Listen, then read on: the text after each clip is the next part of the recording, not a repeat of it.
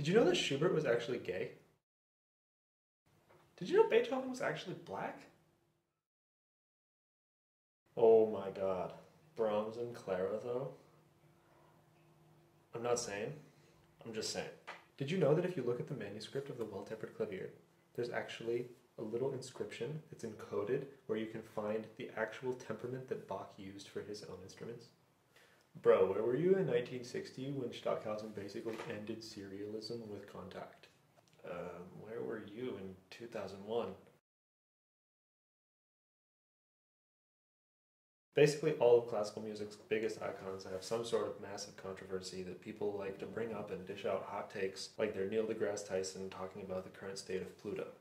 Well, actually, it's the little details that cannot be kept track of by definition. But probably the most notorious one is Wagner and his anti-Semitism. The thing that makes this controversy unique compared to other ones is that for this one, we actually have all the facts. Everything you need to know is completely out in the open, and it always has been. With the Brahms, Bach, Beethoven, and Schubert controversies, it basically amounts to a bunch of scholars looking up stuff that people forgot about and making claims that range from pretty well-educated guesses to just sheer conjecture. With Wagner, however, there basically are no secrets, but that hasn't done anything to help settle the debate about what the hell we're supposed to do with the fact that he could never muzzle his intolerance or his raging anti-Semitism. At least in the case of Stockhausen's deluded and disturbing comments about 9/11, we at least got some sort of apology. But with Wagner, as he got older, he just doubled down on all of the worst things about him. This means that the problem doesn't really belong to people who just want to spend all day in the library looking up stuff that people have forgotten about. It's a problem for us as a society and how we want to deal with it. If you're watching this video, you probably already know that Wagner is a seriously problematic person, and you probably also have had one too many conversations about whether or not you can separate the person from the art they make. This is a conversation that has been going on for centuries, and it's pretty clear that it's not going to be resolved anytime soon. The question I want to ask is, why the hell are we trying to separate artists from their art in the first place? Can we stop trying to prune the world of art in the hopes of vainly making it some sort of curated utopia? At its best, that's just naive, and at its worst, it's just self-obsessed. The world of art is just as ugly or beautiful as the rest of our world is. Art helps us understand each other and our past through extremely diverse and dynamic forms of expression. So I guess the shortest version of this video would be Wagner's music isn't going anywhere anytime soon, so if we're going to get the most out of him, we need to appreciate his contradictions for what they tell us about our world. And now, I'm going to refer to somebody who is much, much smarter than me. You know, it's certainly not the case that Wagner, just up until recent years, has been beloved and revered, and then suddenly people are asking questions about him.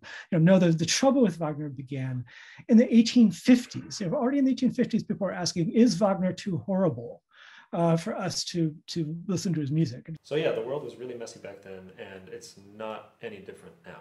I feel like there's this idea that anti-Semitic people from the past were just a product of their time, and because of that, we should just cut them some slack. Oh, come on, it was the 1850s. Everyone was a little anti-Semitic. The problem with that mentality for me is that it implies that the anti-Semitic realities of today aren't actually representative of the woke and well-educated culture we supposedly live in. Trust me, once these stragglers die off, we got this one figured out. While the culture of anti-Semitism was completely different back then than it is today now, we also have to realize that people were hissing and booing early performances of the Meistersinger because even back then people thought that Beckmesser was an insensitive and tasteless Jewish stereotype. How are you going to sleep on 1850s woke culture like that? And yet somehow he is still here. And so there's something about his work that compels attention and will not go away. I think precisely for that reason, I think it's so valuable for us to continue looking at Wagner and even using this endless debate over Wagner as a model for how we deal with other troubling figures in our cultural history. There's something in this endless Wagner controversy, I think, that is edifying as we gaze with a more skeptical eye, that the heritage of Western civilization. Outside of making a scene at the opera, other people were going to even greater lengths to just ridicule Wagner. One of my favorite spoofs is titled The Master Singers of Nirenberg, a grand sectarian, social democratic future opera in 3 contemporary acts. That, in my humble opinion, needs to be revived as soon as possible. Here's another one. Soon after Jewishness in Music was republished in the 1870s, Moritz Anton Grandjean and Joseph Koch Langentreu slapped excerpts from Jewishness in Music onto melodies from The Flying Dutchman to just make an absolutely ridiculous parody of the whole thing. Actually, it kind of reminds me of...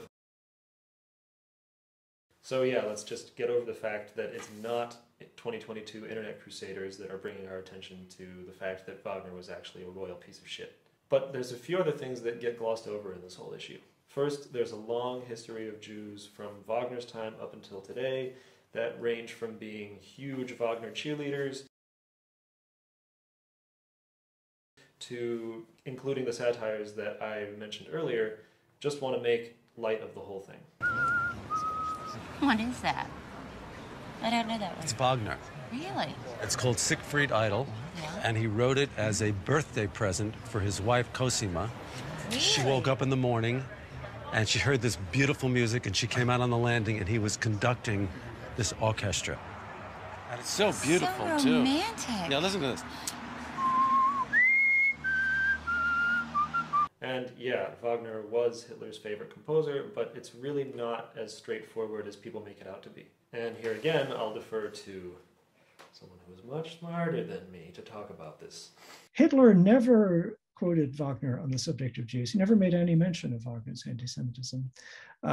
He undoubtedly knew that Wagner was anti-Semitic. He undoubtedly had read the essay, but he didn't find it useful to quote Wagner on these points. And I think the reason for that, a sort of surprising sort of sense that in Nazi Germany, Wagner is not a sort of titan of anti-Semitic thought, is that his writing is strange, confusing, contradictory, bewildering, and sort of lacking in cretinous clarity that you find in sort of anti-Semitic writing of a later period. Wagner was more useful to the Nazis as this grand cultural figurehead who seemed in some way or another to anticipate Nazi Germany, to sort of herald the sort of hyper-nationalist Nazi German state, sort of rather than a sort of more precise precursor, and particularly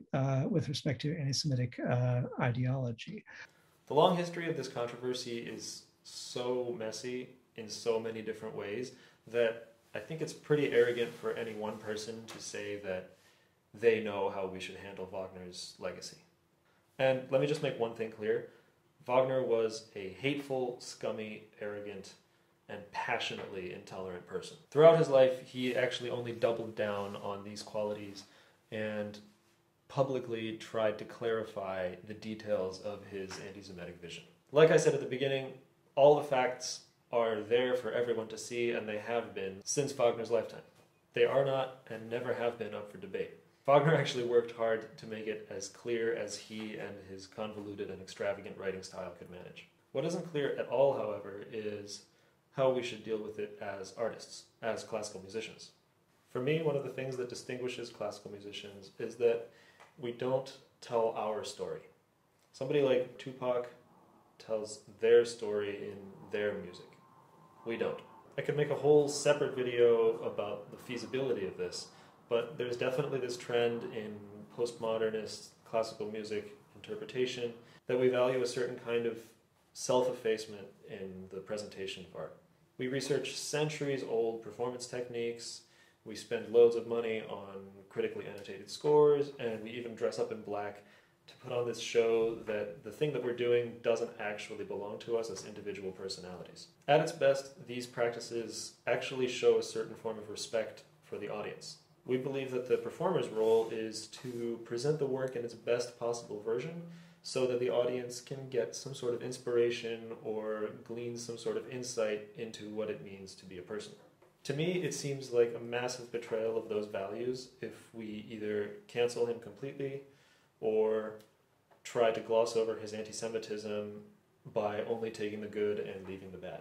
His legacy doesn't belong to us as artists. We don't get to choose it or leave it behind. It's not something we can take with us or, leave at home as we go out the door.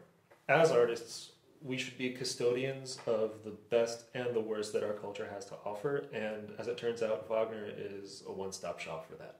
We need to treat him the same way that we would treat anything, from a late Beethoven sonata to any other piece of music. Art isn't interesting because it tells us about art.